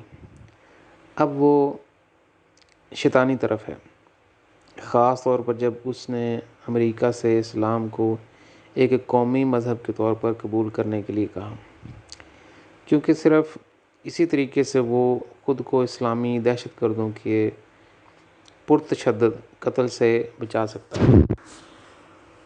محمد بن لادن کی روح کو چھوڑنے کے بعد وہ اعلیٰ جہانوں کا سفر نہیں کر سکا۔ اس کی روح بھاری ہو گئی، کیونکہ اسے بن لادن کے شیطانی محرکات اور اعمال کی قیمت چکانی پڑی۔ آخرکار فرشتوں نے محمد کو بچایا اور اسے بلندی پر لے آئے۔ میں یہاں ایک آخری بات کہنا چاہوں گا۔ اس کو لانے کے لیے تبدیلی کا عمل خدا کی طرف واپسی کی دنیا نے تمام انبیاء کو شیطانی پہلو کی بھاری قیمت ادا کرنے کی قیمت ادا کی ہے۔ یہ اپنے آپ میں ایک عظیم محبت کی کہانی ہے، جس کے ذریعے انبیاء کو خدا اور جنتوں کے لیے دکھ سے گزرنا پڑا۔ میں جب بھی ان انبیاء سے فردوس کی بلندیوں میں ملا، میں ان کے چہرے پر ان کے تمام غم دیکھ سکتا تھا۔ وہ فردوس میں بہت دور دراز جگہوں پر رہنے کو ترجیح دیتے ہیں۔ وہ عموماً خاموش رہتے ہیں، کیونکہ وہ انسانی تاریخ کا بھاری بوجھ اپنے کندھوں پر اٹھائے ہوئے ہیں۔ وہ عموماً آنسو بہا کر اپنے دل کا اظہار کرتے ہیں۔ اب ہم نئے باب میں آ گئے ہیں، پاکستان کا ایٹم بم اور پردے کے پیچھے اسلامی دہشت گردوں کا منصوبہ۔ The atom bomb of Pakistan and the plan of Islamic terrorists behind the curtain۔ میں یورپ میں 34 سال سے مقیم ہوں۔ میں پاکستان میں پیدا ہوا، لیکن 12 سال کی عمر میں خدا نے مجھے کہا کہ میں اپنے ملک، اپنے مذہب اور اپنی روایت کو چھوڑ دوں۔ خدا نے مجھ سے کہا کہ جرمنی میری سرزمین ہے اور جرمن میرے لوگ ہیں، کیونکہ اس نے اس ملک کو اپنی منشا کے لیے چنا تھا۔ اس لیے میں اپنا ملک، اپنا مذہب اور اپنی روایت بھول گیا ہوں۔ جب خدا کسی کو نئی دنیا دیتا ہے تو اسے اپنی پرانی دنیا سے تعلق بالکل توڑ دینا چاہیے۔ اس لیے میری وفاداری، یکجہتی اور خدا کی منشا کے لیے جو کچھ حاصل کروں گا، اس کا فائدہ جرمن قوم اور یورپ سے ہے۔ وہاں سے وہ باقی دنیا میں پھیل جائیں گے۔ اس کے باوجود میں آپ کو پاکستان کی اصل صورتحال کے بارے میں بتا سکتا ہوں۔ پاکستان کی تاریخ۔ The history of Pakistan. Gandhi ایک مثبت قابل نما انسان تھا جو ہندوؤں کو بننے اور دو میں تقسیم سے روکنا چاہتا تھا۔ انگلستان اور پاکستان کے بانی محمد علی جناح نے ہندوستان کی تقسیم میں اہم سیاسی کردار ادا کیا۔ سب کچھ ہونے کے باوجود انگلینڈ اس کے لیے زیادہ منفی طور پر ذمہ دار ہے، کیونکہ اس نے مختلف تنازعات کو جنم دیا۔ یہ تقسیم پاکستان اور بھارت کے درمیان مسلسل جد و جہد کا باعث بنی۔ محمد علی جناح وہ شخص تھا جو جمہوریت کے حقیقی معنی پر یقین رکھتا تھا۔ اس کے خیال میں مذہب ایک ذاتی معاملہ ہے جس کا حکومتی نظام میں کوئی تعلق نہیں۔ اس کے آئین میں ایک نقطہ ریاست اور مذہب کی علیحدگی تھا۔ اس سے ظاہر ہوتا ہے کہ وہ اپنے ملک کی اصلاح اور اسے مغربی معاشرے کے قریب لانے کے لیے کوشاں تھا۔ وہ نہیں چاہتا تھا کہ ہندو مسلمانوں سے بالاتر ہوں۔ سب سے پہلے وہ کئی سالوں تک کانگریس سے متفق رہا، کیونکہ گاندھی نے اس بات کو یقینی بنانے کے لیے بہت کوششیں کیں کہ مسلمان اور ہندو ہندوستان میں مساوی حقوق کے ساتھ رہ سکیں۔ گاندھی ایک منصف مزاج شخص تھا اور چیزوں کو تعصب کی نظر سے نہیں دیکھتا تھا۔ اس نے محمد علی جناح کو متحدہ ہندوستان کا صدر بننے کے اہل کے طور پر دیکھا۔ اس لیے اس نے جواہر لال نہرو سے کہا کہ وہ محمد علی جناح کے حق میں اپنے عہدے سے مستعفی ہو جائیں تاکہ انہیں متحدہ ہندوستان کا صدر بنایا جا سکے۔ نہرو کے لیے اب فیصلے سے اتفاق کرنا بہت مشکل تھا، کیونکہ وہ ایک سیاستدان کے طور پر ہندوستان کی نمائندگی کرتا تھا۔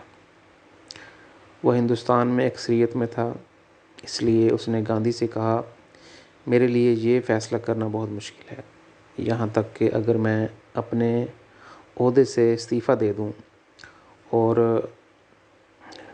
محمد علی جناح کو، جو مسلمانوں کی اکثریت کی نمائندگی کرتا ہے، کو اپنا حق دے دوں، تب بھی وہ ہندوستان میں اقلیت میں ہی رہیں گے۔ ہندو اس فیصلے سے کبھی اتفاق نہیں کریں گے، بہت سارے مظاہرے اور بدامنی ہوگی۔ یہ اس ملک میں خانہ جنگی کا باعث بن سکتا ہے۔ محمد علی جناح نے محسوس کیا کہ نہرو اس کے لیے استعفیٰ نہیں دینا چاہتا تھا کہ وہ ہندوستان کا صدر بن سکتا ہے، اس لیے اسے یہاں اپنا کوئی مستقبل نظر نہیں آتا تھا۔ اب اس نے ہندوستان کی تقسیم کو مضبوط کرنے کا مطالبہ کیا۔ ہندوستان کے ایک حصے میں مسلمان اور دوسرے حصے میں ہندو رہے۔ وہ حصہ جہاں مسلمان رہتے تھے بعد میں پاکستان کا نیا ملک بنا۔ ہندوستان کی تقسیم قائن یعنی قابل جیسا فیصلہ تھا۔ اگرچہ محمد علی جناح مذہبی شخص نہیں تھا، لیکن وہ 1947 میں پاکستان کا بانی بنا۔ اس کا اصل محرک پاکستان کو ایک جمہوری ریاست میں تبدیل کرنا تھا۔ وہ پاکستان میں مذہبی ریاست یا بادشاہت نہیں بنانا چاہتا تھا۔ ہندوستان کی تقسیم اور پاکستان ایک آزاد ملک بننے سے پہلے محمد علی جناح بمبئی میں رہتا تھا۔ اس کی مسلم جماعت اور پیروکاروں نے اس کی سالگرہ پر ایک بڑے جشن کا انعقاد کیا۔ اس کی ایک بڑی تصویر پر سب سے اوپر لکھا تھا، شہنشاہ پاکستان۔ اتفاق سے محمد علی جناح ایک گلی سے گزرا تو اس نعرے والا پوسٹر دیکھا۔ اس نے اپنی گاڑی روکی اور اس جملے کے مصنف سے پوچھا۔ اس نے کچھ لوگوں کو تفتیش کے لیے باہر بھیجا۔ اسے وہاں کھڑا دیکھنا بہت غیر معمولی تھا کیونکہ وہ بہت مشہور تھا۔ ہزاروں لوگ اس کے ارد گرد جمع ہونے لگے۔ اس نے انتظار کیا کہ ان کی پارٹی کے تمام اراکین انہیں گھیر لیں۔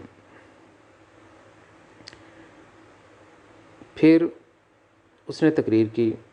اس نے کہا، میں ان لوگوں کے لیے جو یہ سمجھتے ہیں کہ میں پاکستان کا شہنشاہ بنوں گا، اپنی پارٹی کے تمام اراکین اور اپنے پیروکاروں کے لیے یہ اعلان کرنا چاہتا ہوں کہ اس نئے ملک میں شہنشاہ کا کوئی تصور نہیں ہے۔ پاکستان حقیقی معنوں میں ایک جمہوری ریاست بنے گا اور کسی کو دوسرا نظام قائم کرنے کی اجازت نہیں دی جائے گی۔ یہاں فرد کے حقوق کی حفاظت کی گئی ہے اور اس نظام میں اس کی شرکت کے مطابق ہر ایک کو یکساں حقوق حاصل ہوں گے۔ مجھے اس کی تقریر کا پورا متن یہاں یاد نہیں، لیکن مواد یہ تھا کہ یہاں کوئی شہنشاہ بننے کا نہیں سوچے۔ ہندوستان کی تقسیم کے بعد گاندھی ان دونوں ممالک کو دوبارہ متحد دیکھنے کی شدید خواہش رکھتا تھا۔ گاندھی اپنے دل و دماغ میں ہندوستان کی تقسیم پر قابو نہیں پا سکا۔ فرشتوں نے مجھے اس کی زندگی کے کچھ حصے دکھائے۔ اس نے اکیلے بیٹھ کر ہندوستان کے لیے بہت سے آنسو بہائے۔ ہندوستان کی علیحدگی کے بعد گاندھی نے محمد علی جناح سے ملنے پاکستان جانے کا فیصلہ کیا۔ وہ اس کے ساتھ اپنے تعلقات کو بحال کرنا چاہتا تھا تاکہ دونوں ملکوں کو دوبارہ ایک ساتھ لایا جا سکے۔ ہندوستانی آبادی کی اکثریت نے اسے مسترد کر دیا کیونکہ تقسیم کے عمل کے دوران دونوں طرف سے بہت سے لوگوں کو اپنی جانیں گنوانی پڑیں۔ یہی وجہ ہے کہ گاندھی کو پاکستان کے سفر کی تیاری کے دوران ایک ہندو نے قتل کر دیا۔ اس وقت دونوں طرف کے دل زخمی اور خون بہہ رہے تھے۔ گاندھی کی زندگی کی یہ ایک انتہائی افسوسناک کہانی تھی کہ جب وہ اقلیتوں کے حقوق کے لیے کھڑا ہوا تو اسے قتل کر دیا گیا۔ ہم اسے اس طرح بھی دیکھ سکتے ہیں، وہ پاکستان کے لیے مارا گیا۔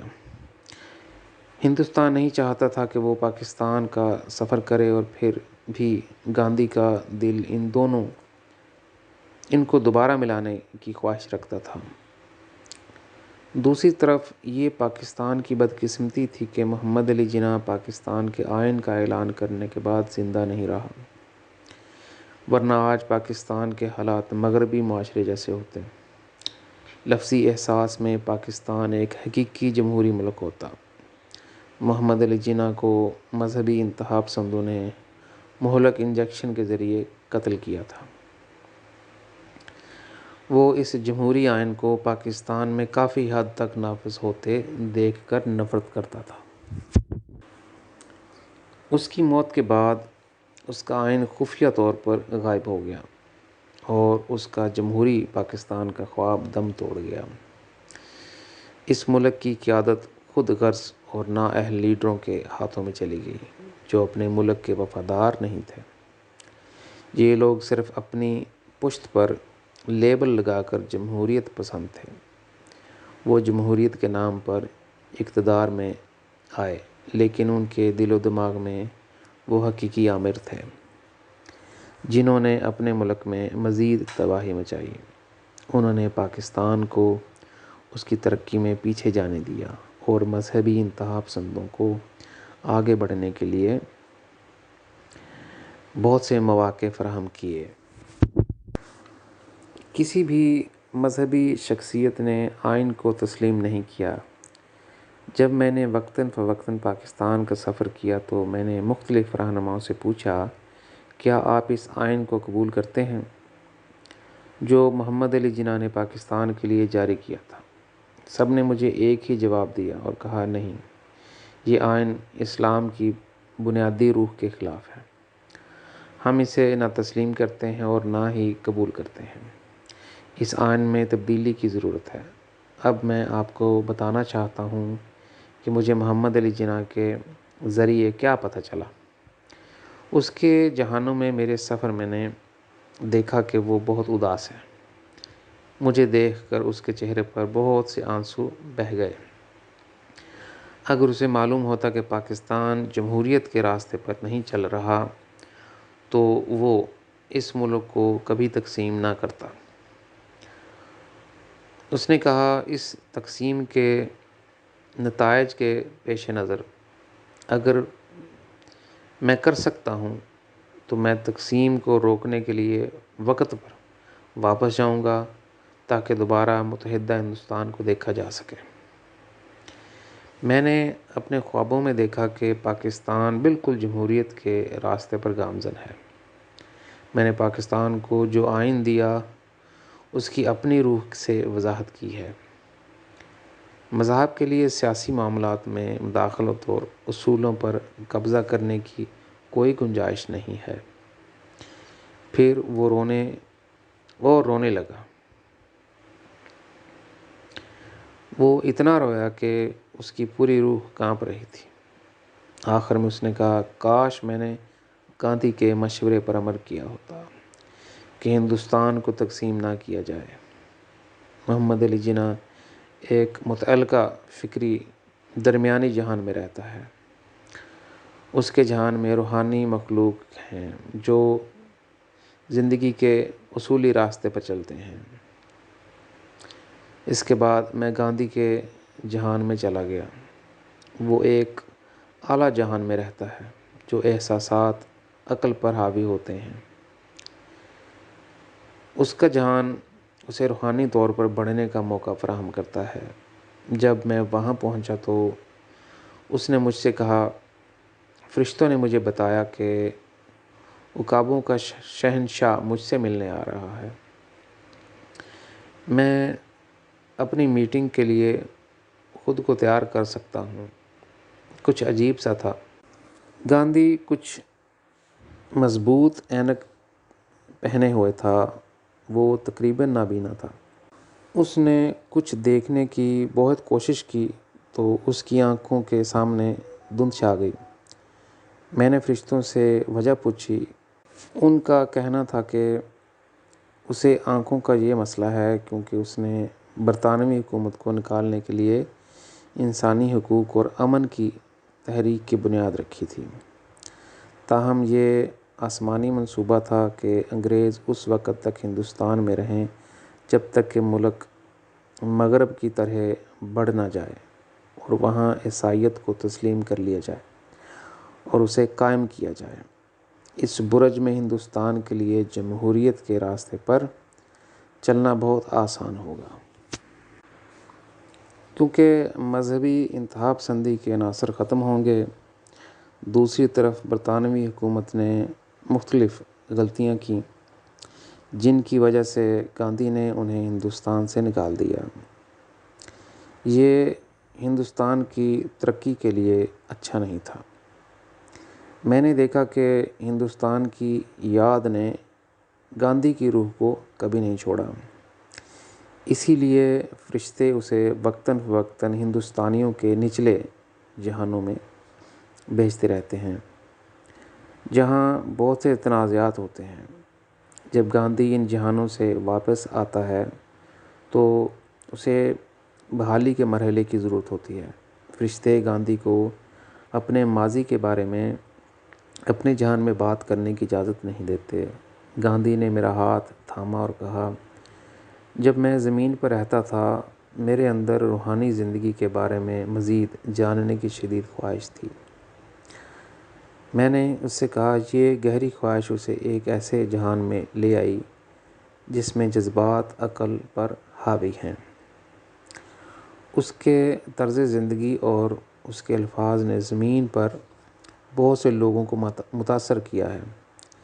انسانی حقوق کی تحریک کو ڈھونڈنے کے لیے اس کا جو بھی محرک تھا، اس نے مارٹن لوتھر کنگ اور بہت سے دوسرے لوگوں کو متاثر کیا۔ انہوں نے غیر متشدد طریقے سے چیزوں کو تبدیل کرنے کے لیے اس کے راستے کی پیروی کی۔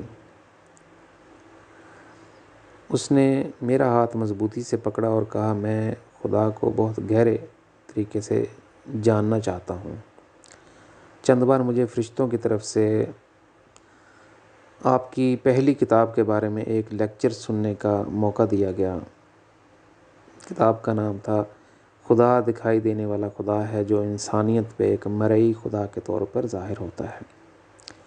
جب فرشتوں نے خدا کے ساتھ آپ کے تجربات کے بارے میں بتایا تو میں نے پہلے سے کہیں زیادہ خدا کا قرب محسوس کیا۔ جب میں اپنے جہان میں اکیلا ہوتا ہوں اور آپ کی کتاب کے لیکچر کے بارے میں سوچتا ہوں تو مجھے حیرت ہوتی ہے کہ کوئی خدا کی محبت کے اظہار کے لیے اتنے جذبات کیسے ڈال سکتا ہے۔ ان لمحوں میں میری آنکھوں سے آنسو جاری ہو جاتے ہیں، میری روح سکون سے بھر جاتی ہے اور یہ میری روح کو پاک کرنے میں مدد دیتا ہے۔ براہ کرم مجھے اپنے جذبات کی طرح خدا کی محبت میں عکاب بننے دیں۔ یہ مجھے اپنے آپ کو ان تمام بوجھوں سے آزاد کرنے کی اجازت دیتا ہے جو میں خود پر اٹھا رہا ہوں۔ میں روحانی زندگی میں پرواز کر سکتا ہوں اور ان صوفیہ اور پراسرار جگہوں پر جا سکتا ہوں جہاں میں اپنے دل و جان سے خدا کو جان سکتا ہوں۔ اس لمحے میں گاندھی کے بارے میں بہت خوش تھا۔ میں نے اس سے کہا، میں خدا کے مشن کو آگے نہیں لا سکتا۔ کافی وقت گزر جانے کے باوجود ابھی تک کوئی پیش رفت نہیں ہو سکی ہے۔ میں زمین پر اکیلا اور تنہا ہوں۔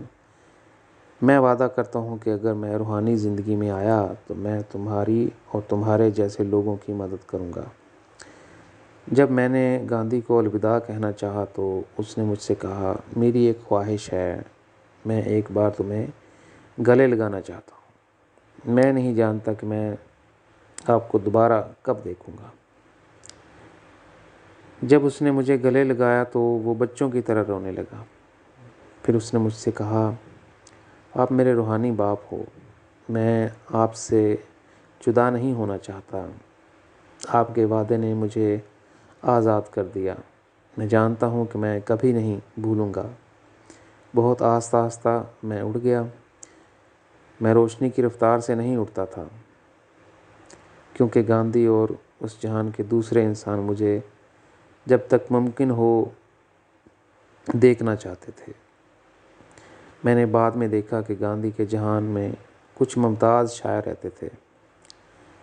ان میں سے ایک پاکستان کے مشہور شاعر اقبال تھا۔